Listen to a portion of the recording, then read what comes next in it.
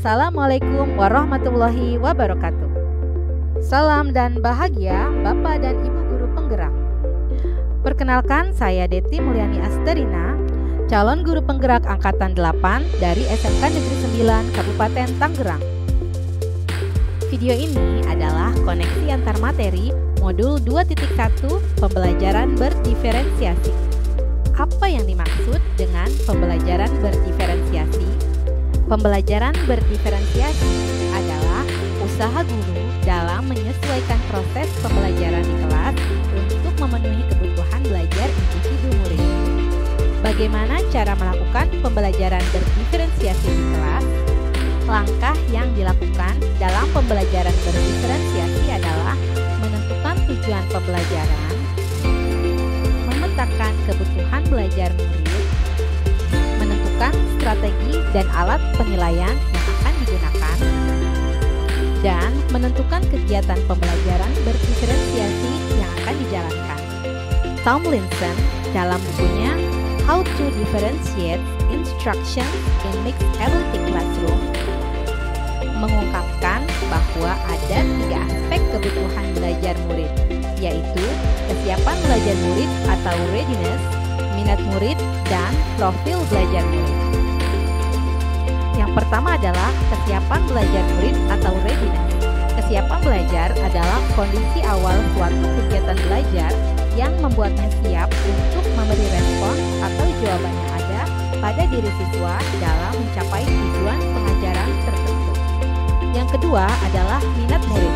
Minat merupakan suatu keadaan mental yang menghasilkan respons terarah kepada suatu situasi atau objek tertentu yang menyenangkan dan memberikan kepuasan diri. Yang ketiga adalah profil belajar murid. Profil belajar mengacu pada cara-cara bagaimana kita sebagai individu paling baik belajar. Tujuannya adalah untuk memberikan kesempatan kepada murid untuk belajar secara natural dan efisien. Profil belajar murid mencakup lingkungan, budaya, gaya belajar, dan kecerdasan majemuk. Kebutuhan belajar murid dapat diidentifikasi dengan cara sebagai berikut, yaitu mengamati perilaku murid-murid, mengidentifikasi pengetahuan awal, mereview dan melakukan refleksi terhadap praktik pengajaran, berbicara dengan guru sebelumnya, membaca raport murid di kelas sebelumnya, dan menggunakan berbagai penilaian formatif dan diagnostik. Ada beberapa strategi untuk mendiferensiasi pembelajaran, yaitu diferensiasi konten, diferensiasi proses, dan diferensiasi produk. Diferensiasi konten berkaitan dengan apa yang diajarkan kepada murid, tingkatannya bisa melalui tingkat kesiapan, minat, dan profil belajar murid yang berbeda. Diferensiasi proses yaitu kegiatan yang memungkinkan peserta didik berlatih dan memahami atau memaknai konten dengan cara membedakan proses yang harus dijalani murid.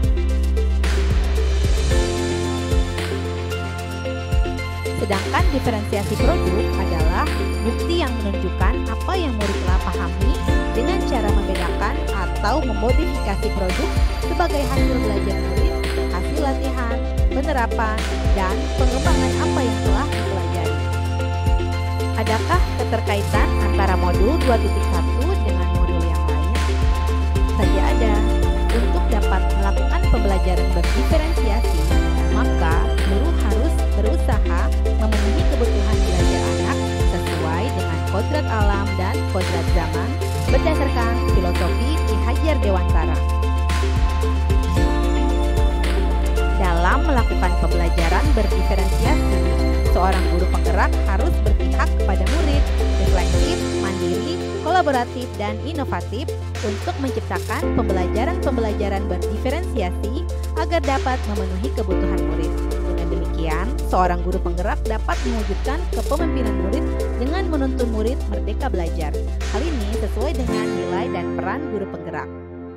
Pembelajaran berdiferensiasi dapat menjadi salah satu strategi untuk mewujudkan visi guru penggerak yang berpihak pada murid.